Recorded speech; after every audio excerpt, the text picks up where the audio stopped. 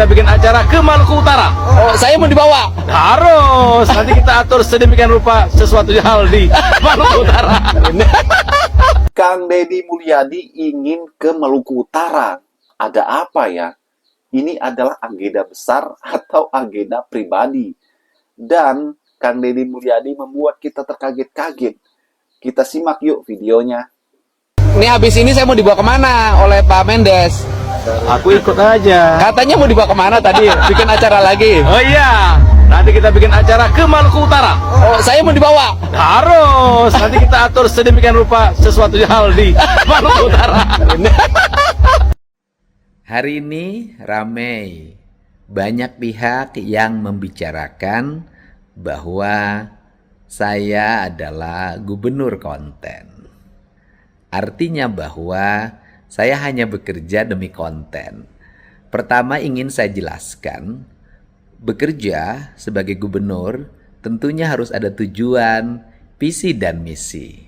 Tujuan, visi dan misi itu harus bisa disebarluaskan pada masyarakat, termasuk kinerja gubernurnya harus diketahui oleh seluruh rakyat yang dipimpinnya.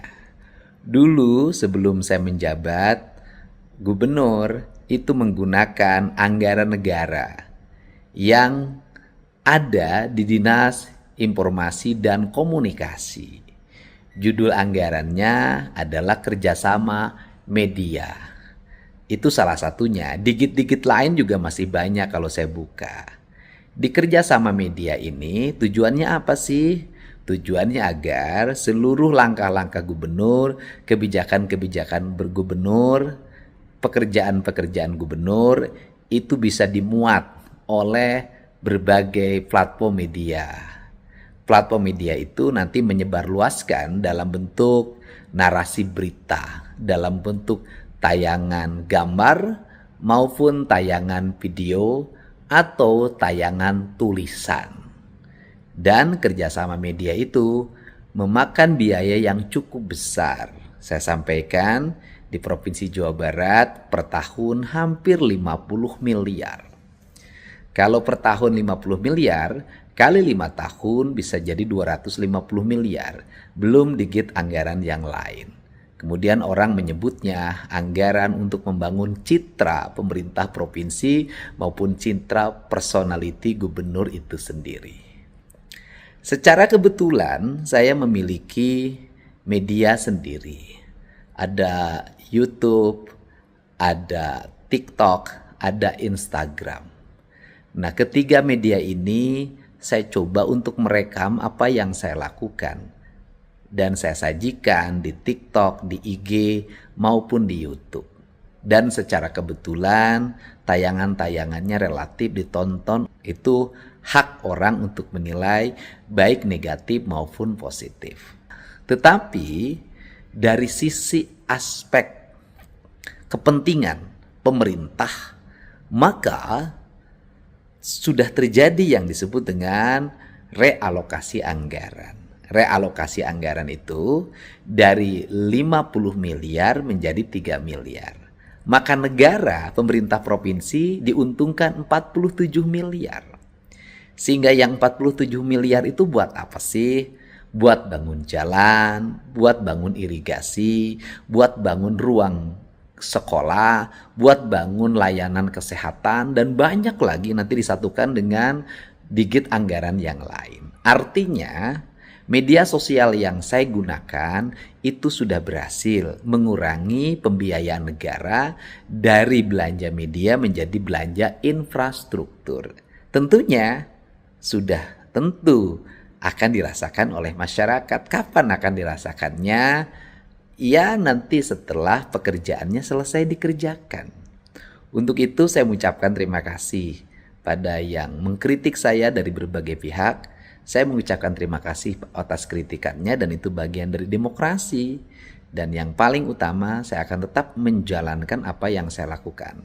Yang terakhir adalah biasanya pejabat itu selalu di belakangnya wartawan.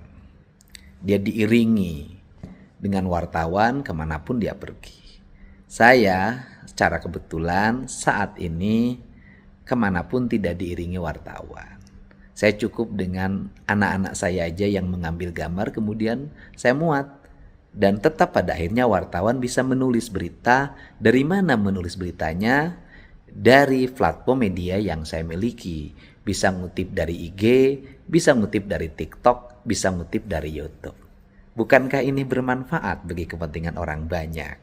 Tetapi kalau tidak dibicarakan, ya tidak akan pernah rame. Hatur nuhun ya, buat yang suka dan yang tidak suka, kedua-duanya sahabat saya. Teman-teman, berjumpa bersama saya di Danker 94. Bocor teman-teman, bagaimana Kang Deddy Mulyadi akhirnya mengungkapkan dan memberi kode bahwa beliau ingin ke Maluku Utara bersama Menteri Desa, teman-teman. Wow, ini menarik ya. Dan ini sebenarnya candaan yang penuh makna. Bagaimana Kang Deddy Mulyadi mengatakan kepada Menteri Desa, Bapak mau bawa saya kemana? Terus ya nggak kemana-mana. Dan Kang Deddy bertanya lagi seolah-olah memberi kode, Bapak ingin bawa saya kemana? Kita kemana nih?